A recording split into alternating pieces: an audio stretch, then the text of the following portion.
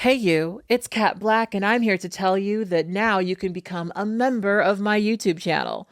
What does that mean exactly? Well, it means that you now have access to exclusive content that exists only on here. Some of you may have figured out that I have a tendency of privating some of my videos every single year, and I've decided to release a series of those videos through my members only page on YouTube. So to join my members page, click on over to my YouTube channel and click join to become hot or hot and introspective. Hot gives you access to all of my comment reply videos that I've made so far, and hot and introspective gives you access to all of the archived videos. I'm so excited to announce that we've opened up memberships on my YouTube channel, and I will be expanding my perks as we go. I need to see that some people even want this before I do more. Anyways, back to your regularly scheduled programming. Do you know what it feels like to be fetishized? I have been fetishized many times in the context of my relationships. In fact, it is one of the biggest areas of anxiety that I would say I have when it comes to dating. It's always really important for me to establish that someone isn't fetishizing me. I attract men from many different angles, many different perspectives. I attract the guys who like black girls. I attract the guys who like BBWs. I attract the guys who like the Doors. I attract the guys who are into the idea of a big titty goth girlfriend putting them in their place. You know, I attract a lot of men who fetishize me, especially because I guess I'm an atypical kind of gal, right? So being fetishized is actually a really huge area of anxiety for me personally. And that's what made this story so fascinating to me. Because as it turns out, a very popular former football player who turned into a sports commentator, who also turned into a podcast host, is more than just comfortable with being racially fetishized. He's into it. Big black guy chose small white woman. And as somebody who knows a little thing or two about being fetishized, I thought that I would give you guys my opinion, my perspective, because that's what we're here to do over here on the Blaque channel. But as per usual, I'm getting ahead of myself. Hi, my name is Blaque, and I like to think that I make content for introspective hot people. And if you're here, I assume that's you. And if you're brand new here, you know exactly what to do if this video pleases you. You just click on my button and join me right here on my channel. I don't know if I'm the only person, but Shannon Sharpe first got onto my feed when he did an interview with Cat Williams. This was the interview that I think really did see where we were going in the age of Aquarius. And it was the thing that put Shannon Sharpe on at least my feed. And I've seen several other clips from his very popular podcast club, Shay Shay. He's kept a lot of his romantic life under wraps. He is not someone who typically introduces his partners to the world, but he's often shared his opinions about relationships on his podcast. Right now, for my Patreon and for my YouTube members, you can find a video where I watch and respond to some of Shannon Sharpe's most ironic interviews about relationships. But I will paraphrase some of his commentary on relationships here. Basically, Shannon Sharpe is one of these guys who doesn't want to date a woman who he would have to financially support. And he often laments women's desire to pursue him purely for financial gain. And he mentions this many times, and he tries to keep his relationships out of the public eye because he doesn't want to invite a certain type of criticism. However, in an interview with Monique, we get a bit of insight into his romantic life from her perspective. Monique has seen some of Shannon Sharpe's relationships and has noticed that he has a tendency to pursue younger women. And multiple times she's seen these relationships crash and burn. Sharpe hems, haws, and eventually relents and entertains the idea of maybe dating an older woman. Interestingly enough, when Darnell Rawlings came on to his Club Shay Shay podcast to have an interview about him dating a much younger woman who apparently was in the Bad Girls Club, he pointed out that the two must not have had much in common because of their age gap. Now, Google tells me that these days Shannon Sharpe has a squeaky clean image, but Apparently, things didn't always used to be that way. In 2010, Michelle Bundy Evans accused Shannon Sharpe of sexual assault. They had been dating for over a decade, and apparently she had caught him cheating. And Sharpe attacked her during an altercation and then threatened to ruin her if she ever told anyone about the attack. He was arrested for battery in 1997. In 2004, he was charged with a misdemeanor of simple battery against one of his former partners, and even an accusation of violence against one of his former female assistants. Very recently, Shannon Sharpe has been sued by an OnlyFans performer named Gabrielle Zuniga. Gabrielle Zuniga met him at the gym, and apparently she was working out, and he decided to work out directly next to her.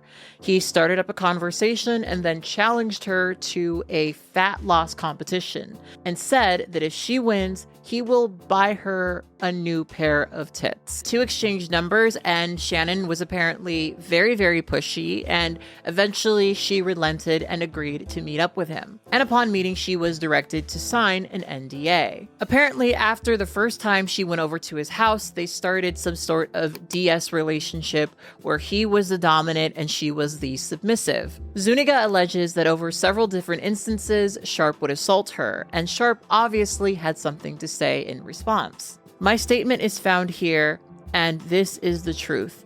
The relationship in question was 100% consensual. At this juncture, I'm electing to step aside temporarily from my ESPN duties.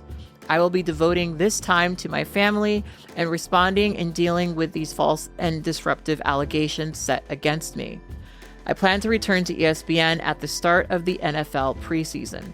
I sincerely appreciate the overwhelming and ongoing support I have received from my family, fans, friends, and colleagues. Shannon Sharpe.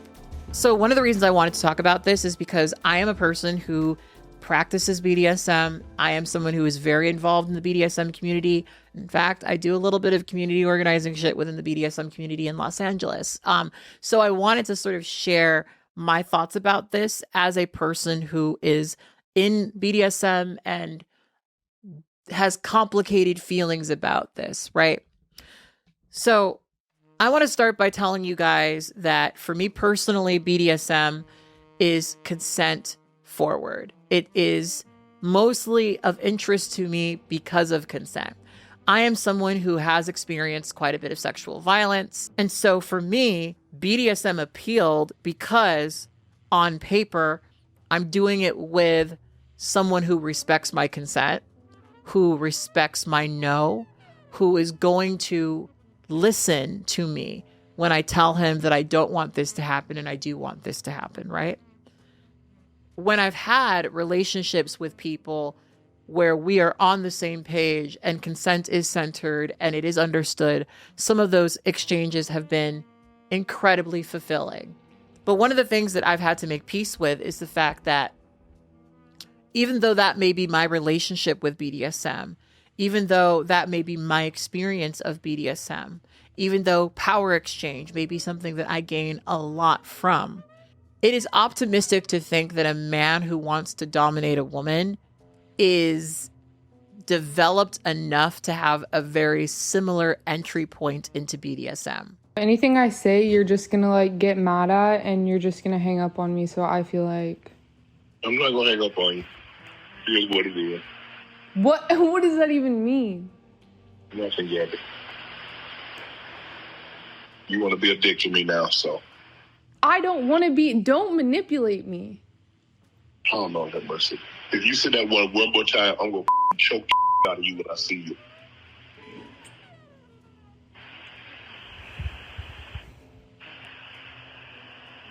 Thank you. Well, I don't want to be choked. Yes, you do.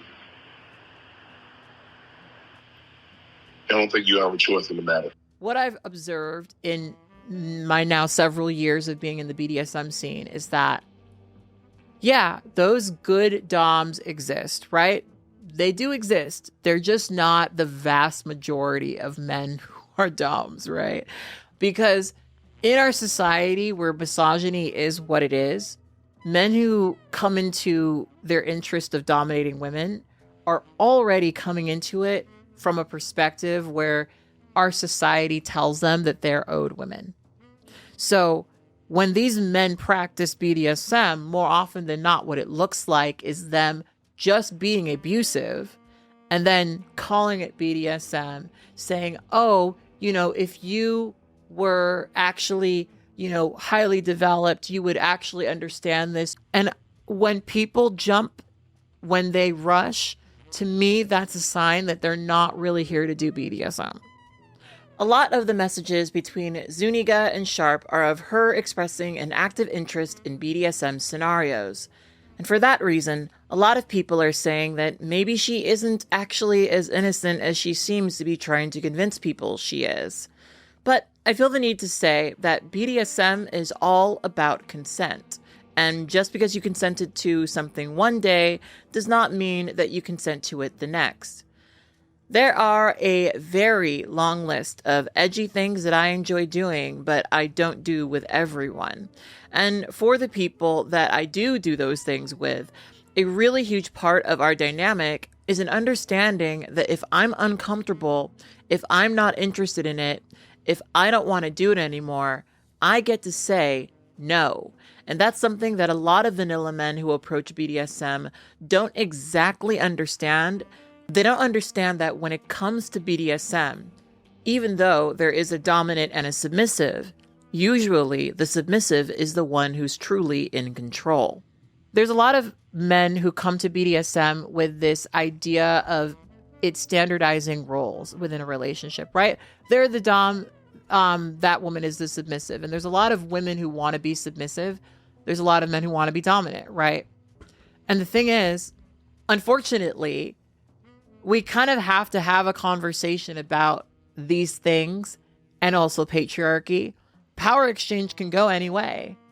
And for that reason, there should not ever be any conclusions that submission is the natural state of women and dominance is the natural state of man, right? That shouldn't be part of it. But for a lot of these men, they come into BDSM because they want control and they think that BDSM standardizes that control for them. And unfortunately, they don't really have any real interest in BDSM. What I've recognized is that a lot of these men, they specifically go after people who don't yet know if they like this shit or not. And yeah, those men are abusive. And I want to make it very clear that this is not BDSM. If you're a dom, really what you're doing is only going as far as the submissive you're with is allowing you to go. You're not going to push past that point, because then, first and foremost, if your ultimate goal is power exchange, you have to feel comfortable in order to give it. So making the assumption, jumping to the conclusion is not something you should be doing. And so it wouldn't shock me if she approached him with a genuine desire, a genuine interest to participate in BDSM. And he also has a desire for BDSM, but those desires are very different. Those desires are very different. My advice, if you're a woman who is interested in doing BDSM with men, is to really, really hold off. Really, really, really, really hold off. Do not rush into it.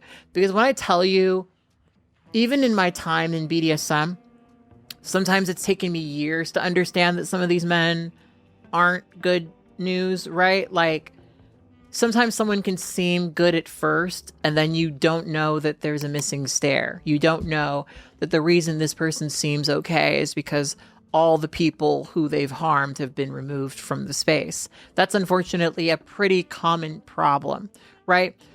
I think BDSM is something that people should ease their way very gently into, no matter how excited they are about it. And I think that if you're an S-type and you are brand new and you are interested in doing it with someone, if they are willing to push you, if they are willing to push you beyond your limit, if they are willing to pressure you and shame you and make you feel bad for not wanting to do certain things, these should all register as red flags for you. Because someone who has a genuine desire to have power exchange with you is not going to be invested in pushing past your comfort. They're going to be incredibly invested in making sure that you are comfortable and that you're not having a bad experience. They're not going to see the bad experience as a natural consequence of the position that we've chosen in this role play.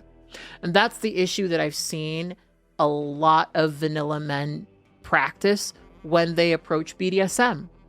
And I call them vanilla men because, to me personally, even though I don't want to do the no true Scotsman thing, these dudes are not doing BDSM. To me, there's nothing more vanilla than taking the patriarchy and amplifying it and not appreciating the way that, for especially submissive women, BDSM is about their pleasure. It's about centering that and not submission, regardless of whether or not the person's into it. And the thing that to me is so aggravating and kind of sick about this shit is he knows that this young girl doesn't know all of these things. And that's part of the appeal, right? I'm just going to speak very transparently. So I am someone who has historically dated older men. I guess I technically still do date older men. I did go out on a date with a really hot guy in his 50s last week, but I'm 35 now. So that feels a little bit more appropriate. Who knows? But I just historically have always dated older men.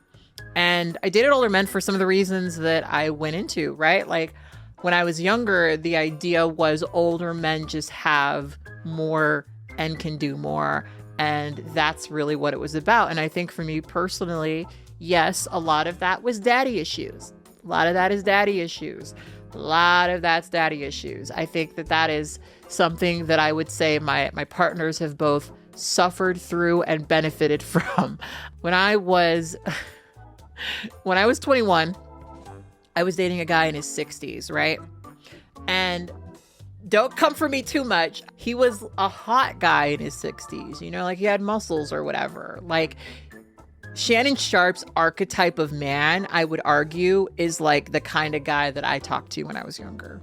Because I said to myself, look, this guy, he's so much older than me. He's not bad looking. He's obviously a guy who takes care of himself. He's obviously not like other old ass men, right? And so is it really that big of a deal? I would sneak him into my dorm. And you know, here's the thing about it. When you're young, a lot of this stuff doesn't feel weird. But for me personally, I started looking at guys like that 60-year-old that I dated when I was 21 really differently as I started to get older. Because as I've gotten older, I've started to feel older.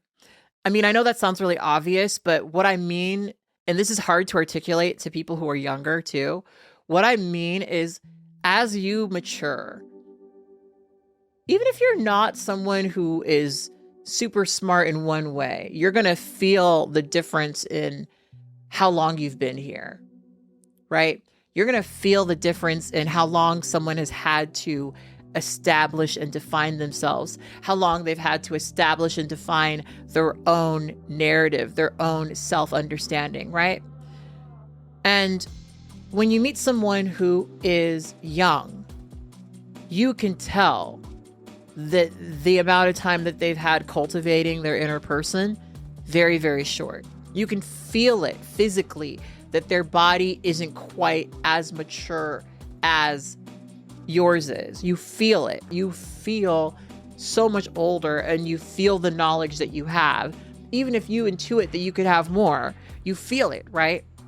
And that feeling, the feeling that I have around younger people is probably why I historically do not date people who are younger than me, right? Maybe because I just feel weird about it. I just feel really weird about it. And what I had to recognize is that for a lot of the men who I dated when I was really young, who were much older than I currently am, I mean, some of them over 20 years older than I currently am, you know, a decade ago when I met them, they felt my youth, they intuited my youth, and instead of processing that as like a differential that they shouldn't take advantage of, it excited them. It excited them, right? So what I now know that I wish I kind of had a better perception of when I was younger is that a lot of men, when they approach you like this, when they're in their 50s and you're 19, they're not actually doing it because you're mature. They're not actually doing it because you're an old soul and they can intuit that, right? They're not actually doing it because you're so much different than all the other girls. They're doing it because they expect for you to be more of a blank slate. They expect for your self-narrative to be not as defined as an older woman's would be. A lot of it's about establishing for this person a norm that they will then convince them is the best they will ever have. Some men really can't handle a woman having the ability to say no. And that's a harsh reality that I kind of wish I had registered. Because if you don't know any better, you're having these interactions with these men and they're treating you maybe in a way that you have been raised to sort of expect, but you might not intuit that they're trying to trap you. You might not intuit that they're not actually being nice to you. They're trying to hold you in a position that they can keep you in, right?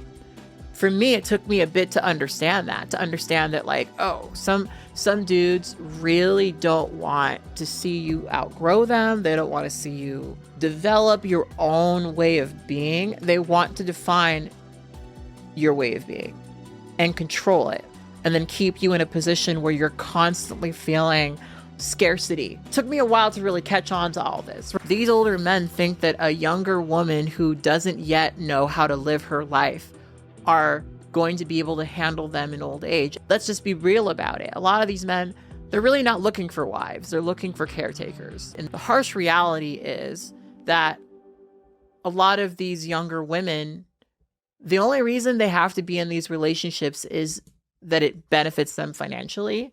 And they might actually lack a lot of the lessons of life required to actually do the shit that you are really going to need done with you. At the end of the day, Shannon Sharpe is an old man and he seems to be very healthy, but he won't always be, right? A lot of these men, they spend all of their life mistreating women. They spend all of their life minimizing the value of the women in their lives who give them children sometimes, right? And then they get older and no one's there, right? No one's there to take care of them. And for some of these men, that's when they're like, well, I need a younger woman. I mean, sometimes because they need the muscle, the ability and the agility required to take care of them, right? But they want that from a woman who doesn't know a lot about her own life yet. When you require someone remain a certain degree of naive while they're in a relationship with you, that's not love. That's not love. To me, love is being able to open someone up to the possibility of the world and know that they're always going to come back to you. You know, that's love. When they have the freedom to leave but stay. And for a lot of these men, I think they can't process a way of loving unless it's a trap. Unless she has no other place to go. And they wonder why they have these really dysfunctional relationships with women, right? So frequently, that's the only kind of relationship these men seem interested in, right? Not one that actually works, where it's based on what would actually benefit you, something based on ego and image that is always going to fade, right? And I think what's all too strange about this particular situation is there's a long history of, let's just say, men who are like Shannon Sharpe being accused of doing all types of unspeakable things to women like Gabby Zuniga and losing their life for it. And this is a particularly relevant point because apparently race play was a part of their dynamic. A lot of the messages between Gabrielle Zuniga and Shannon Sharpe seem to suggest that pregnancy was a very huge aspect of their race play fetish. And that is a really common thing within race play. A lot of white girls are raised with white fathers who tell them that they should never bring home a black man. And naturally, the anxiety that some people have around that is almost explicitly related to them having mixed-race children. So some people who engage in this particular type of race play in this particular direction, a white woman fetishizing a black man, there is a particular fascination in the black man impregnating this white woman, and that white woman may become particularly turned on by the fact that doing that may disappoint her father. And that's a really common thing for white women who engage in this type of race play.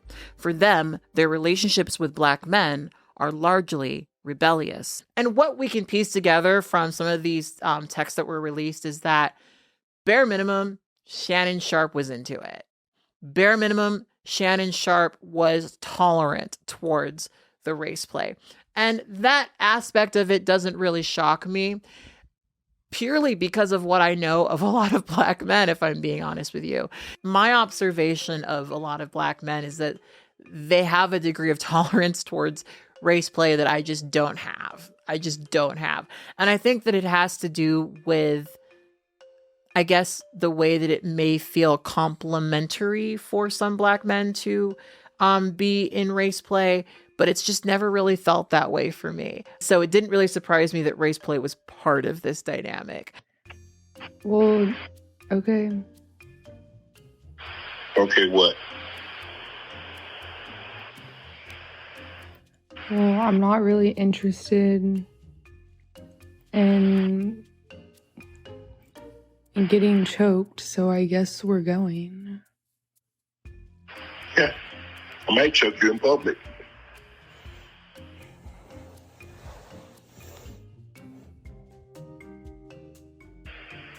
Big black guy chokes small white woman. There's a historic reason why old black men probably shouldn't mess with young white women. I just sort of feel like it's really easy to avoid this if you're someone like Shannon Sharpe, personally. I don't know. All right, so this is the video that Shannon Sharpe uploaded addressing the lawsuit. So let's see what he has to say about it. Friends, supporters, and colleagues, I want to speak to you directly and from the heart. This is a shakedown. I'm going to be open, transparent, and defend myself because this isn't right. This is all being orchestrated by Tony Busby, who has targeted Jay-Z. Tony Busby targets black men, and I believe he's going to release a 30-second clip of a sex tape that tries to make me look guilty and play into every stereotype you could possibly imagine. That video should actually be 10 minutes or so. Hey Tony, instead of releasing your edit, put the whole video out. I don't have it or I'll ruin myself. You know what happened and you're trying to manipulate the media. The encounter in question took place during the day at her invitation, and now that appears to be a deliberate setup, coordinated by Gabby, also known as Carly on OnlyFans. Gabby and Tony Busby want $50 million. What they're getting is sued for defamation and trying to take me down. My career is all about real talk and honesty. I know my family and fans know exactly what this is about. And I'm going to be out there telling you whatever I need to say, just like I always do. I love all you guys. Thanks. So here's the thing, y'all. The general consensus from social media seems to be that this is a shakeup and that Shannon Sharpe is innocent. Now, who knows? I wasn't in that room. I'm not going to say what happened or didn't happen. Here's what I will say, though. There's really no reason for a man who's 52 years old to be involving himself with a 19-year-old girl. There just isn't, right? Maybe I'm not correct there, but it just seems like it's not that hard not to have sex with people who are still teenagers. I don't know. Shannon Sharpe has a history of harming women, right? Like, it's really not outside of the realm of possibility. I definitely think it's worth acknowledging that when Shannon Sharpe committed all of these assaults against his previous partners, the response was not quite the same.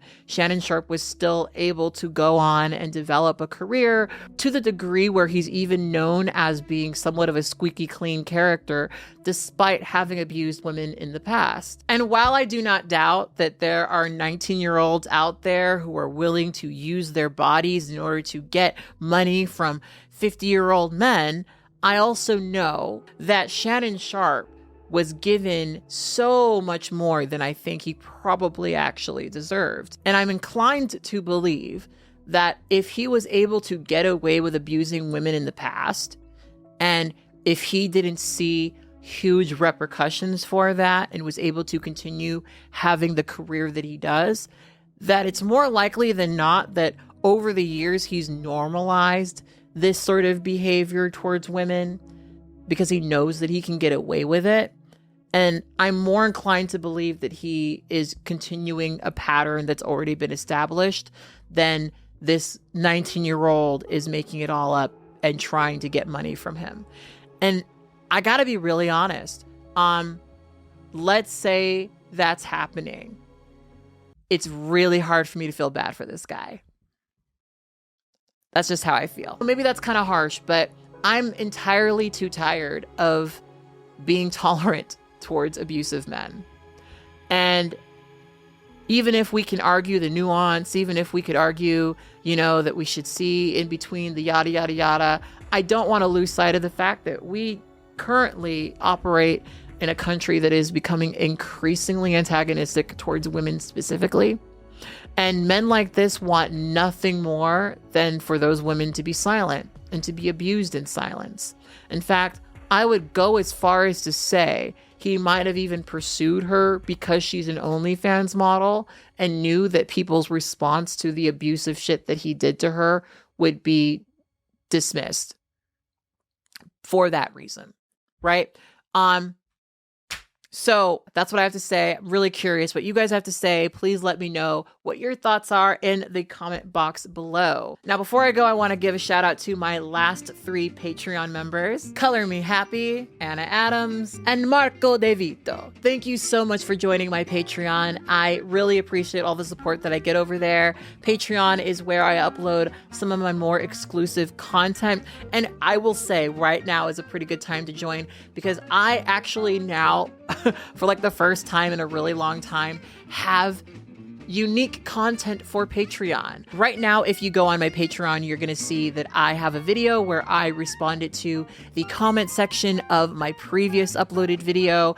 And at the time of me uploading this video, I don't know what video that will be, but if I stick to it, that will be available on my Patreon. If you're hearing this in this video, it is available on my Patreon. And it's also available for my members. You can now join the members on my YouTube channel. And I've also decided to add several of my privated videos that are no longer public for YouTube to my members only page. So click on over there. You can be hot and introspective and get access to my comment reply videos. Anyway, on that note, I will talk to you guys next time. And I want you to always remember and to never forget that you are beautiful and you are loved.